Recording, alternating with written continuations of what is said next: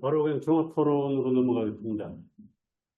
어, 조금 전에 우리 질문을 고등 교수님 나오고 질문하셨는데, 첫 번째 발표를 하신 김충일 교수님의 대해서 질문을 하려고 하는 걸 제가 시간 관계로 끊었거든요. 보고 있는데, 다시 그 질문 기회 드릴게요. 네, 감사합니다. 예, 이런 나오시니, 나오셨어. 네. 예, 예. 첫 번째 질문. 예, 예. 짧게 해주세요. 예. 습니다 이제 우리 선생님 발표 잘 들었습니다. 이제 그런데 이제 우리 장기 지속하는 정권 때문에, 이제 또 그 배후에 있는 6.25 승리학 때문에 조선이 망할 수밖에 없었다. 이제 많은 부분 만해 한용우는 동의할 것 같습니다. 만해 한용우는 뭐라고 이야기하는 거 아니, 이 사람 1877년에 태어나서 1944년에 죽었습니다. 두 가지 이유로 조선이 망했다고 그래요. 하나는 현대문명 받아들이지 못해서, 두 번째로는 세력 같은 것을 제대로 마련하지 못해서 우리 망했다. 그래 자기 책임론을 그렇게 부르짖어요. 일본만 원망할 거 아니다. 그런데 이제 제가 이제 우리 선생님 같이 이렇게 장기 지속성 때문에 이 조선이 오래 갖고 망할 수밖에 없었다고 하면은, 조선 사회의 새로운 변화의 가능성을 어디에서 찾아야 할지 사실 좀 암담한 그런 생각이 좀 들었습니다. 이상입니다. 우리 선생님 나오시고.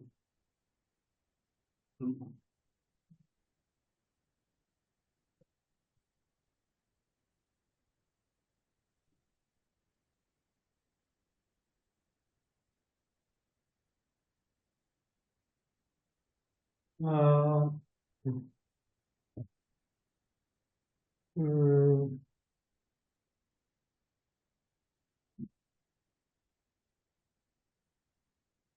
어쨌든 저는 이제 조선의 초안정성이라는 것이 가진 부정적인 측면을 좀 부각을 시킨 게 분명한데,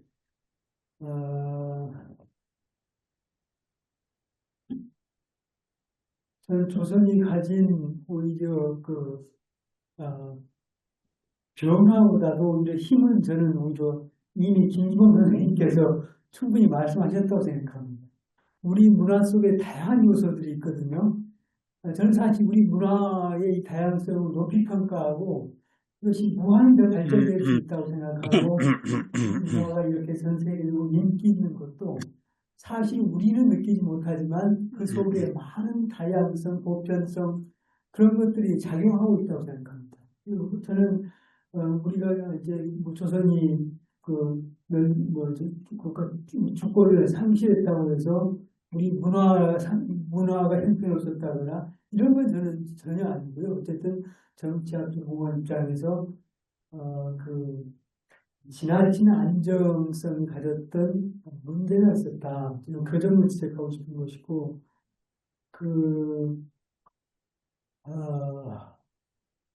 유학에 대해서는 저는 여전히 조금 불만입니다. 그러니까 유학도 그 속에서 변해갈 수 있는 요소가 많았죠. 또 중국에서는 이미 성리학을 넘어서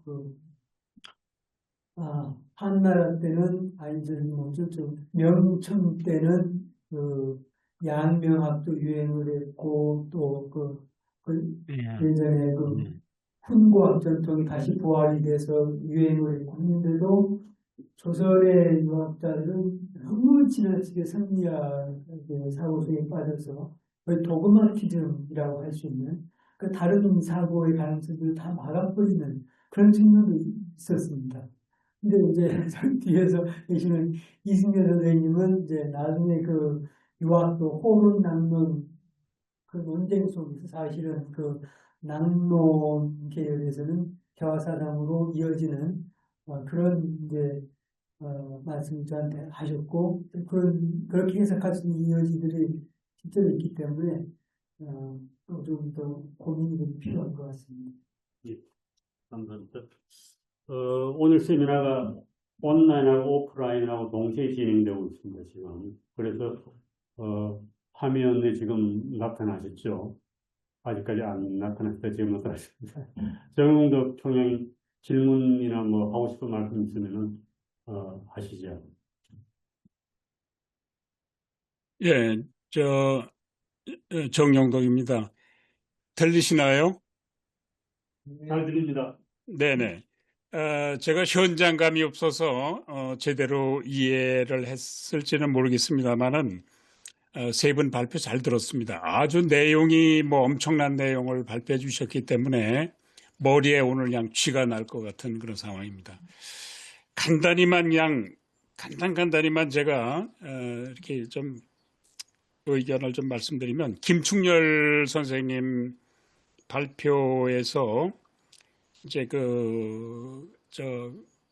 구한 말에 조선이 빠르게 이렇게 근대화에 적응을 못한 것은 왕권, 신권이 이렇게 좀 서로 약간 긴장 관계가 있고 좀 분권화된 좀 측면이 있어서 그렇다는 말씀인데 저는 그거를 이렇게 행정학자로서 이렇게 보면은 상당히 그 보편성이 있다, 일반적이다 하는 그런 생각을 했습니다. 권력이 이렇게 분산되고 다원화되면은 점증적인 변화가 일어나지 급속한 변화를 못하는 게 이제 일반적이죠. 그래서 이제 그것이 군주한테 권력이 집중돼 있거나 아니면 뭐 프랑스 혁명처럼 민중한테 권력이 집중돼 있거나 하여튼 권력이 집중돼 있을 때 비로소 그것이 곧 좋은 방향이든 나쁜 방향이든 사회 변동에 빠를 수 있다 하는 것은 뭐 일반적이다 이렇게 제가 말씀드리고 싶고요. 강상규 교수님 발표는 정작 하시고 싶은 내용이 굉장히 많이 있으셨던 것 같아요. 근데 너무 주권 개념에 대해서 시간을 많이 이제 이렇게 할애를 하시면서 정작 하시고 싶은 얘기를 좀 너무 이렇게 줄여서 얘기하다 보니까 저같이 이렇게 특히 줌으로 듣는 사람은 그 포인트를 좀 이해하기 어려웠습니다. 전체적인 그 발표를.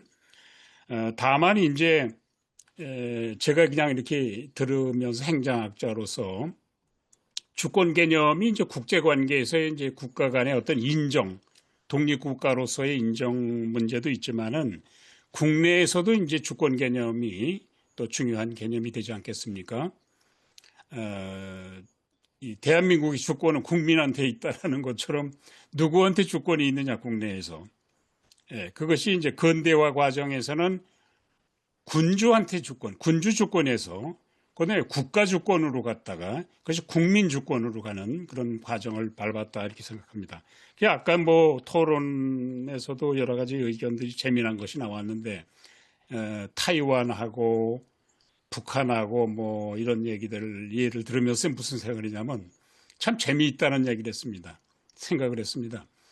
타이완은 국제적인 인정은 별로 못 받는데 주권이 있다고는 인정을 못 받는데 막상 국내에서 주권은 인민한테 있죠. 국민한테 있죠. 지금 오늘날의 시점에서. 반면 북한은 엄청 아까 150국가라고 그랬나요? 150국가로부터 주권을 인정받지만 국제사회에서는 국내에서는 주권은 지배자한테 있는 것 같습니다. 우리 대한민국은 어떠냐? 국제적으로도 뭐 아까 뭐 몇 나라로부터 인정을 받고 또 국내에서도 저는 적어도 오늘날 대한민국의 주권은 국민한테 있다. 이렇게 확인을 합니다. 그래서 그런 재미난 생각을 속으로 이렇게 해봤는데 그것도 옳은 건지는 모르겠습니다. 그다음에 김기봉 교수님은 아주 그 재미있는 주제를 아주 재치 있게 아주 명확하게 발표해 주셔서 아주 참 이렇게 유익하게 들었습니다. 그런데 이런 생각을 해봤어요. 한국 발전, 대한민국 시대의 발전을 보면은 지난 70여 년을 보면은 결국은 문명 발전의 그 발전 속도의 그 일반적인 모델을 그대로 우리가 따라가는 거 아니냐. 이 일반적인 모델이라는 것은 이한구 선생님이 쓰신 그 글에서 제가 배운 겁니다만은 문명의 세 개 층위로 나눌 수 있다. 가장 밖의 층위는 이 물질적인 거 또는 자연적인 거다. 그다음에 그 안에 중간 층위는 사회적인 거다. 사회 체계적인 거. 그다음에 맨 중핵 부분에 있는 것이 이제 예술, 종교, 뭐 철학 이런 거다. 이런 그렇게 쓰신 거를 제가 읽었습니다만은 우리 대한민국의 발전을 보면은 우선 경제 발전을 했죠. 물질적인 성장 발전이 이루어졌죠. 맨 밖에 있는 거 빠르게 그것이 이루어졌습니다. 그 다음에 민주화가 이루어졌죠. 정치 발전, 이 사회 제도들이 발전했죠. 그 다음에 마지막으로 우리가 이제는 그 가장 중핵 부분에 있는 문화 예술도 이제 발전하고 있는 거 아니냐. 이 발전이라는 것보다는 저는 이렇게 생각합니다. 한류라는 개념이 결국은 보편성, 인류 문명의 보편성을 지향하는 얘기를 하기 때문에 그것이 인정받는 거 아니냐. 저는 한강의 채식주의자를 뭐 나오자마자 읽었습니다마는 한강의 책은 그거 한 권을 유일하게 읽었습니다마는 그 읽으면서 이거 결국은 이 폭력이라든가 이 성차별이라든가 이런 것을 얘기하기 위해서 이렇게 지독한 표현을 써야만 되나 문학이라는 건 그런가 보다 하는 이제 생각을 사실 했어요. 그 후에 나온 작품들은 모르겠습니다만. 근데 결국은 그 얘기인즉슨 오늘날에 우리가 생각하는 보편적인 가치 기준에 따라서 하는 것이고, 그래서 결국은 보편성을 지향하지 않으면은 스토리들은 한국 스토리들이지만은 뭐 강남 스타일도 그렇고 무슨 기생충도 그렇고 다 보편성을 지향하는 것이 있기 때문에 인정을 받는다 이런 생각을 합니다. 예, 감사합니다. 예, 감사합니다. 시간이 좀 많지 남지 않아서 오늘 세 분 발표에 대해서 하고 싶은 질문이 있으면 일단 질문을 다 받겠습니다.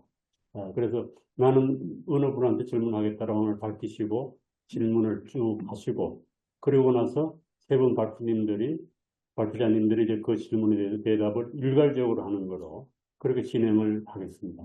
예. 우선 질문 뭐 있으신 분? 신중 선생님 눈치 보지 마시고 바로 하세요. 예, 이양 선생님도 먼저 하시겠습니까? 예. 나오셔서 하셔야 되겠죠? 네, 오늘 세 분 선생님들 발표 잘 들었습니다. 김기봉 선생님께 간단 질문 드리겠습니다. 모방, 번역, 또 복제 이렇게 쭉 단계를 나눠가지고 설명하셨는데 그 복제 하나도 왜 설명하면은 어떤 문제가 있는 건지 또 예컨대 우리 한글 창제 같은 것이 이제 선생님이 도식에 따르면은 그게 이제 번역으로 이렇게 분류될 수밖에 없을 것 같은 어떤 생각이 드는데 사실은 그것은 뭐 이 세 가지 개념을 적용한데도 미임의 복제라고 해야 거의 설명이 되지 않을까 싶은데 그에 대한 의견을 듣고 싶습니다. 예, 다른 예, 나오세요.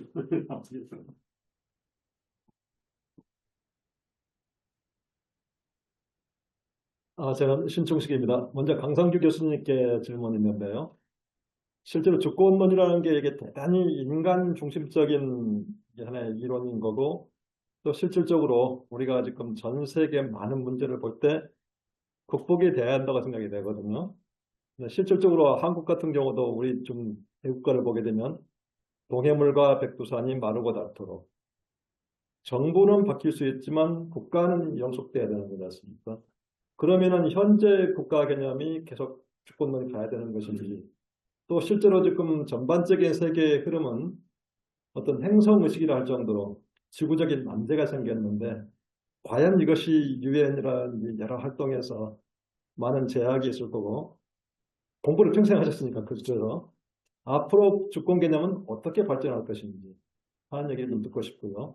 그다음에 또 하나 아까 그 연비 교수께서 질문했던 것인데 지금 강 교수님이 이쪽 지금 이제 누구죠? 그 동조 선생님 해가지고 김영구 선생님 또 지금 이제 그 외교학과 전통 그런 식의 부분 속에 있다고 이제 상당히 조금 이제 비판하는 비판을 하셨는데 거기에 대한 조금 반박이 있으면 어떤 것인지 듣고 싶고요.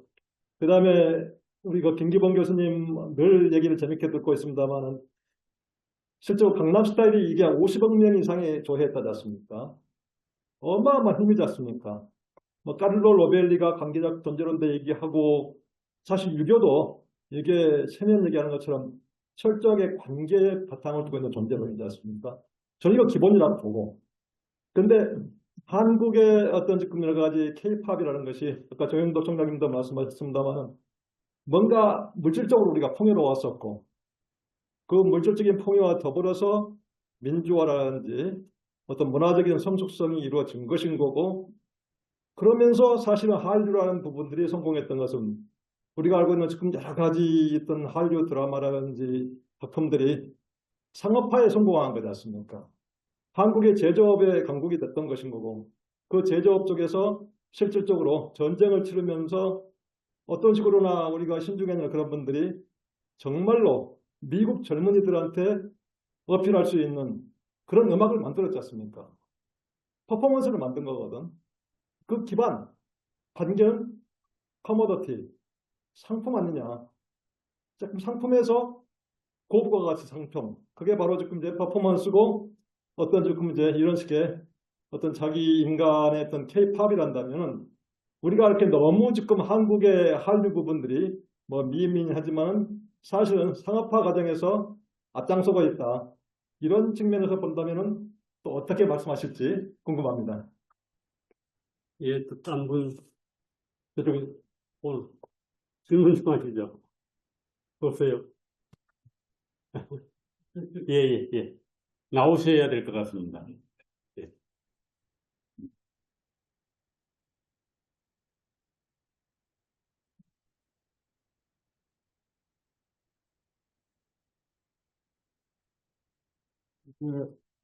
제 질문은 김충현 선생님한테 해당될 것 같은데, 아까 그 한강 작가의 노벨상 수상이 한국 문학이 그 세계 문화의 분석에서 이렇게 중심에 들어가는 거로 말씀하셨는데, 예를 들자면 아프리카나 다른 뭐 동남아시아 이런 데서도 노벨상 수상 작가들이 나옵니다. 그럼 아프리카 문학이 그렇게 세계 문학 중심으로 가는 거로 평가할 수 있는 것이 그냥 노벨상 수상이 또 문명으로 들어가는 것으로 기준이 될 수 있는 건지 그런 것에 대하여 좀 의문이 되고요. 그다음에 한류에 대해서 비슷하게 말씀하시는데 저는 가장 한국 문명 중에서 다른 아시아과 다른 게 기독교라고 생각합니다. 기독교는 아시아 전체에서 가장 한국사에서 주류가 된 종교입니다. 그러니까 그것은 저희가 19세기 말에 초청했습니다. 1884년 언더우드와 그 다음에 밴들러가 왔어요. 그 전에 우리가 타락을 받았지만 천주교도 선교사가 온 게 아니라 이수근이나 이런 사람들이 가서 세례를 받아. 그러니까 한국 문명 내에는 이런 선진 문명에 대하여 기동적으로 흡수해서 내화시키려는 그러니까 변동의 그러니까 역동성이 존재한다는 것이고 그런 것에 대하여 우리가 잘 봤으면 좋겠고 또 하나는 기독교 문명으로 들어간다는 건 뭐냐면 한국이 해양 그러니까 대륙 문명권에서 해양 문명권으로 들어가자. 그러니까 이 문명권의 전환의 문제가 있는 것이고, 그거는 아까 물질 문명이 먼저 돼서 우리가 발전했다고 그러는데, 그 전에 우리가 1945년 해방됐을 때 한국이 서구에서 형성되었던 제도적인 어떤 선진성을 굉장히 안정적으로 안착시켰습니다. 재헌헌법이랄까, 그다음에 그것을 통한 의회 민주주의 성립이랄까, 물론 많은 변형이 있었지만 그 안에서 국권에 지켜왔던 전통이 있었기 때문에, 예를 들어 21세기 내란 사태에 있어서도 상당히 그걸 극복할 수 있는 우리의 문명적 전통이 있었다 하는 그런 것들에 대해서 우리가 생각해야 된다. 그러니까 단지 이렇게 물질 문명, 그다음에 뭐 민주화, 이렇게 그 문화, 이런 식의 그 3단 논법식의 어떤 이 문명화 현상에 대해서는 우리가 좀 더 신중한 고려가 필요하지 않을까 생각합니다. 이상입니다. 우리 강선생님 나오셔서 마지막으로 질문해 주시죠.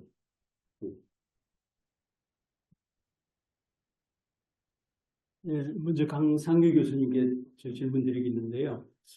그 선생님 혹시 이제 그 동양인의 그 서구에 대한 어떤 그 편견, 즉 옥시덴탈리즘의 그런 시각이 좀 제가 볼 때는 있어 보이는데요.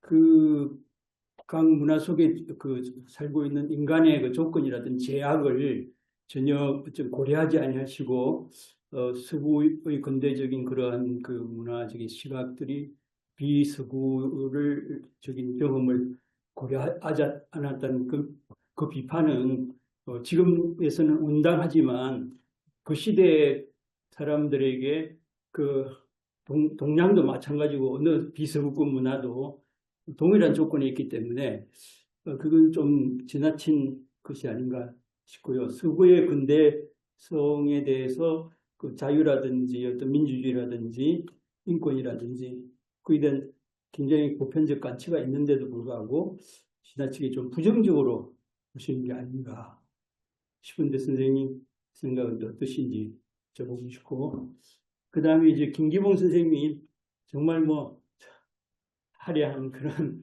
수사로 굉장히 저희를 매료시켰는데, 좀 냉정하게 생각해 보면 선생님 하시는 게 좀 논리적 비약이 참 많이 들어있는 또 주장 같기도 하고 굉장히 장발적이긴 하신데, 제 질문은 그겁니다. 그 삼국 사기를 그 한국 문명문법의 원형이고 삼국 유사를 한국 문화문법의 원형이라고 그렇게 주장한 분은 선생님 외에 또 계십니까? 혹시? 예, 그래서 그건 좀 더 이제 그 학계에 좀 평가가 있어야 될 것 같고, 상당히 아까 저 논평자도 말씀하셨듯이 비문자적 문화유산이라든지 그런 그 우리의 뭐 풍습, 관습, 뭐 관례 여러 가지 있을 텐데 그런 것들을 전혀 고려하지 않고 뭐 상륙유사, 사기부터 원행이라고 이렇게 단정 지우는 것이 약간 폭력적이다 그런 생각을 하고요. 그 다음에 저기 또 하나는 기억이 좀 안 나네요. 조금만 시간 주십시오.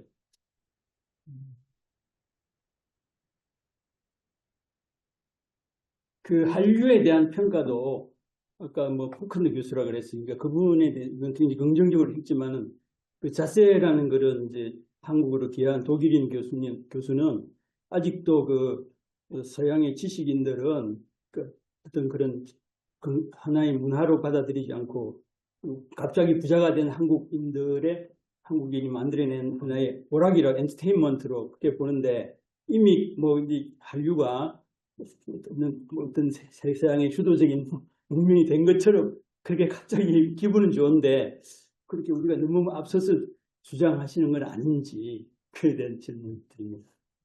예, 감사합니다.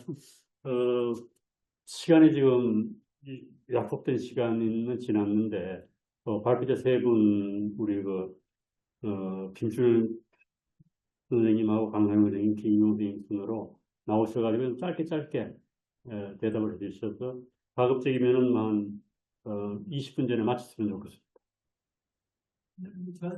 선생님은 하실 말씀 없으세요? 예, 예. 그러면은 강상현 선생님. 예.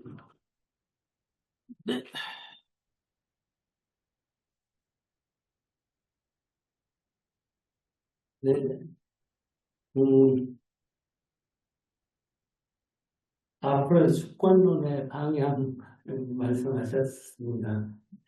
그다음에 서울대 외교 전통과의 어떤 그 비판적인 부분과 제 공부는 어떤 식으로 연결되어 있고 혹은 조금 다른가 그 관련된 이런 질문을 해주셨는데요.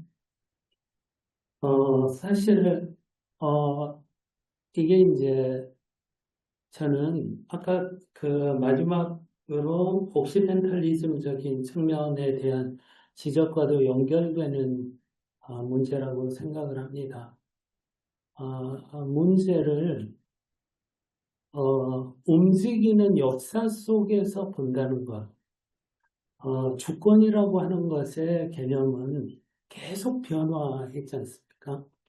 서양에서 주권 개념이 어느 정도 정착되는 과정, 그리고 이게 전 세계적인 국가의 문법으로 작동하게 되는 과정, 그리고 지역에 따라, 시기에 따라 매우 다른 모습을 보여주기도 하면서 큰 움직임들이 이렇게 변화해가는 거대한 움직임 속에 미세한 차이들이 나타난다고 생각합니다.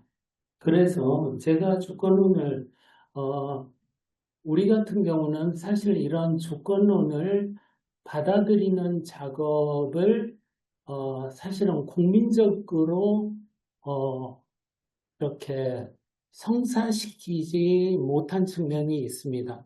분명히 국왕이 중심이 되어서 어쩌면 그런 그 외국으로부터 인정받으려고 하는 작업에 집착하는 모습을 보였는데 그런 모습들이 그러다가 형해화되고 일본에게 나라를 뺏기는 형태가 됐지만 그런 상태에서의 그 당시의 주권, 19세기 말 20세기의 주권과 제국주의가 얽히는 양상과 20세기 중엽, 그리고 21세기로 넘어갈 때 진행되는 양상은 상당한 차이가 있다고 생각을 합니다.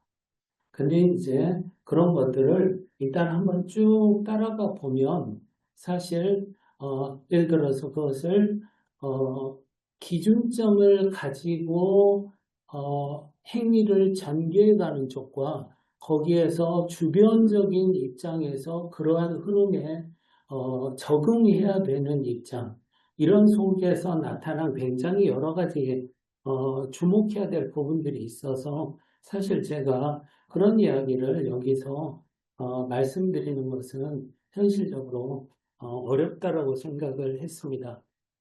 근데 이제 저는 아까 제가 5가지 정도 측면에서 오늘 제 발표에 초점을 이렇게 정하고 말씀을 드리겠습니다라고 말씀을 드렸는데 거기에서 지금 말씀하신 그 질문과 관련해서 생각해 본다면 21세기적 지금 문명 전환의 상황 속에서 한반도에게 왜 주권의 문제는 너무나 중요한 문제일까? 전 세계 모두에게 중요한 문제라고 하는 차원을 넘어서 우리에게는 더 중요하다고 저는 생각을 하고 있습니다. 이것은 아까 제가 말씀 안 드렸지만 이런 것들을 한번 다시 떠올려 보시면 좀 더 명료해질 거라고 생각합니다. 19세기 서양의 충격 혹은 서세동점의 상황에서 한반도는 엄청난 충격과 동요의 경험을 합니다. 그러면서 거기에서 주권 국가에 진입하고자 하는 모색들이 나타나기 시작합니다. 그런데 그걸 빠르게 받아들인 일본이 메이지 유신을 하고 나서 제국 헌법을 만들고 제국 의회를 만들고 그리고 청일전쟁이라고 하는 전쟁의 길로 가게 되면서 사실상 동아시아의 판도는 완전히 다른 그림이 그려지게 됩니다. 그래서 제국 일본의 저는 그걸 제국 일본의 동아시아 50년 전쟁이라고 파악할 필요가 있다. 물론 그렇게만 봐서는 안 되죠. 하지만 제국 일본의 동아시아 50년 전쟁으로 보게 될 때 비로소 보이는 지대가 있다는 것이죠. 근데 그런 일본의 50년 전쟁이 시작될 때 사실은 한반도는 주권을 빼앗길 상황들로 완전히 노출당하게 됩니다. 그리고 일본의 50년 전쟁이 끝난 지점에서 한반도는 분할 점령이라고 하는 상황으로 바로 들어가게 됩니다. 그러면서 한반도에 전쟁이 나고 그러면서 한반도의 지금의 질서로 나가게 되는 것이죠. 그때 우리는 다시 주권이라고 하는 맥락 속에서 볼 때 엄청난 변화를 겪게 됩니다. 주권이라고 하는 질서 속에 들어갔지만 우리는 분단된 모습으로 적대적 분단 관계를 가지고 가는 경험을 하게 됩니다.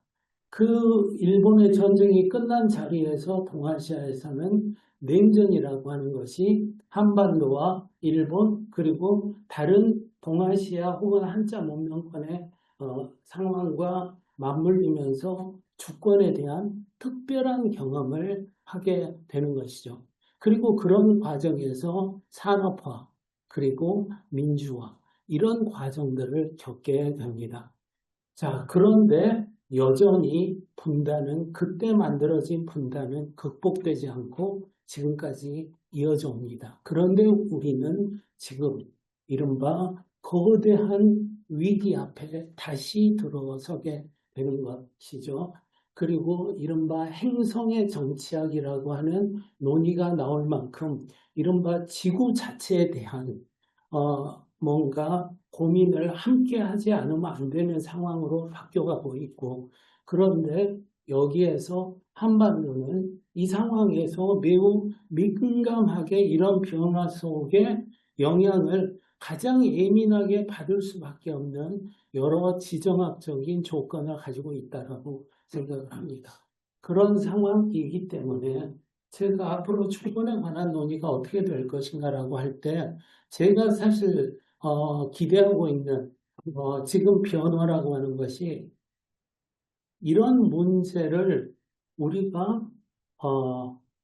거리두기를 하면서 주권에 관한 다양한 가능성, 세계 질서의 구성 방식에 대한 다양한 가능성이 논의되어야 한다라고 생각을 합니다. 주권이라고 하는 논의가 이제는 버려야 될 차원의 문제다라든지 이런 게 아니라 유럽에서 생겨난 주권에 관한 논의가 유럽은 그것을 뛰어넘는 작업에 대한 착수를 하고 있는데 우리는 국가 간의 역사를 기억하는 방식 아니면 주변의 이웃을 바라보는 방식 자체가 철저하게 주권 국가적 방식으로 세팅되어 있기 때문에 이런 것들에 대한 뭔가 다각적인 검토가 필요하다라고 생각을 하는 것이죠. 그 다음에 아까 외교학 전통하고 관련해서 본다면 사실은 저는 서울대 외교학과의 그 동주 선생을 비롯한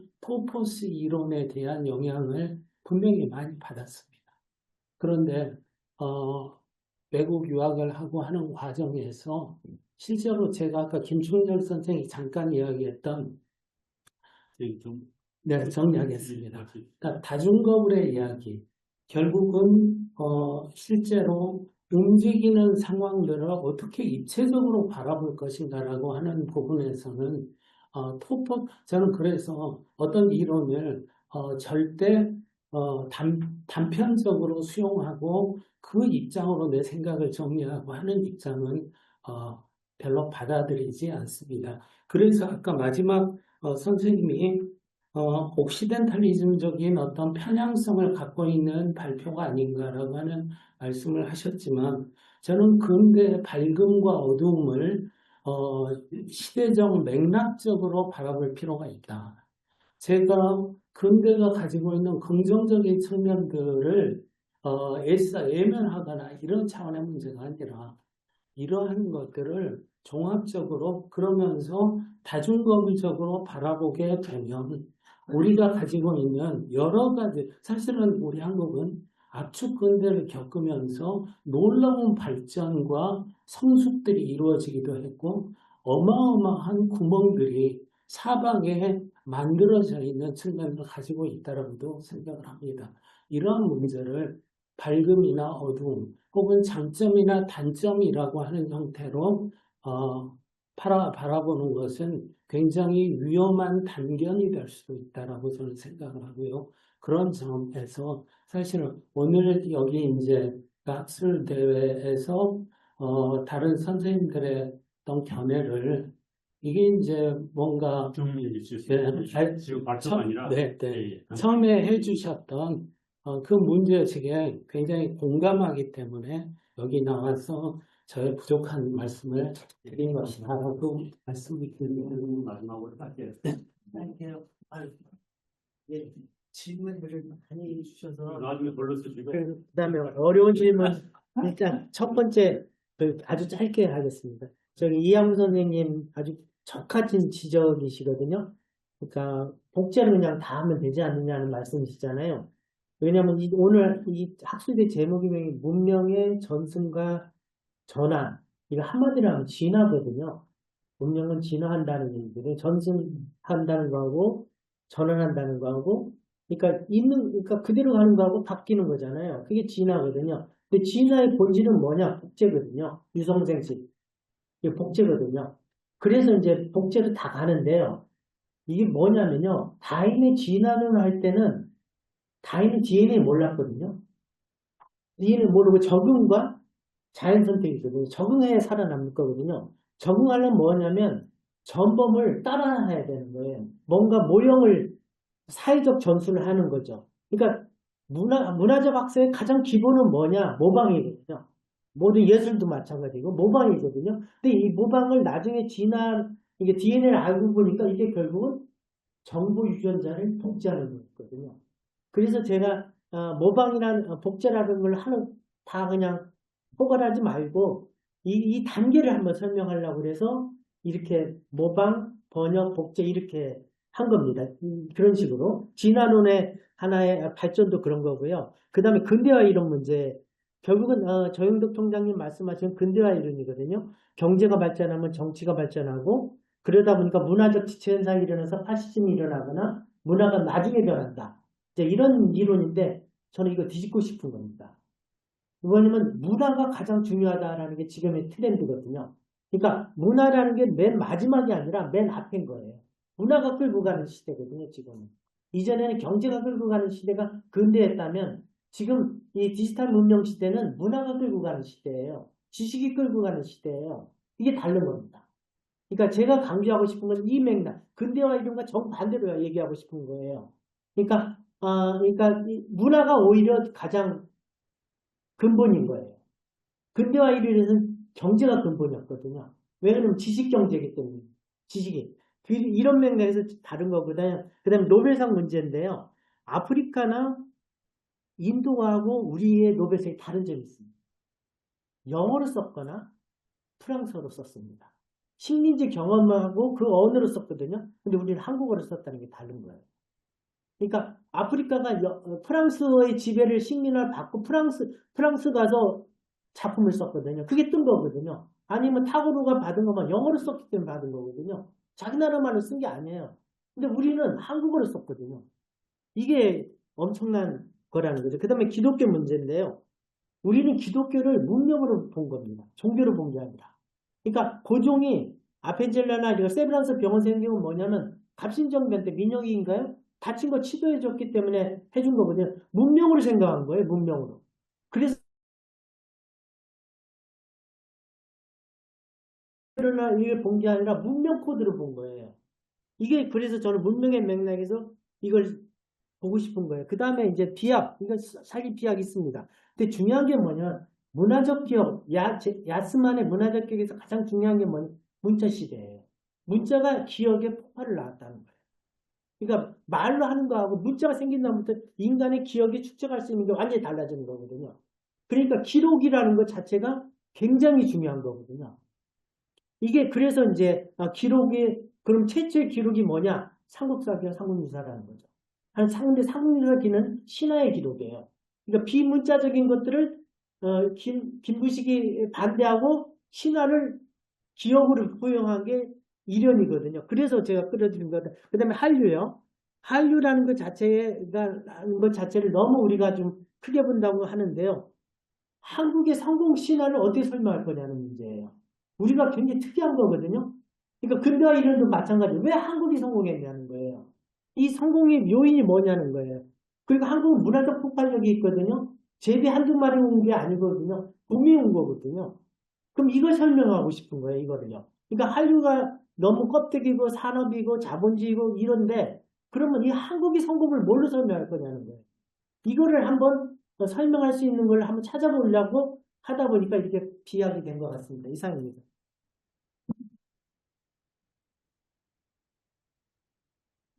그래서 오늘 논의된 것들을 다들 문자로 기록을 하셔가지고 딱 여러분들 읽어볼 수 있도록 보존을 하시기 바랍니다. 뭐 이제 이걸로 마쳐야 할 시간이 온 것 같습니다. 오늘 발표해 주시고 토론을 해 주시고 또 열심히 참석하셔서 질문까지 해주신 여러분들에 감사드리고 또 오늘 인류문화 재건연구원에서도 두 분이 상당히 수고가 많았습니다. 보이지 않는 거죠. 감사드립니다. 이것을 모두 다 마치겠습니다. 감사합니다.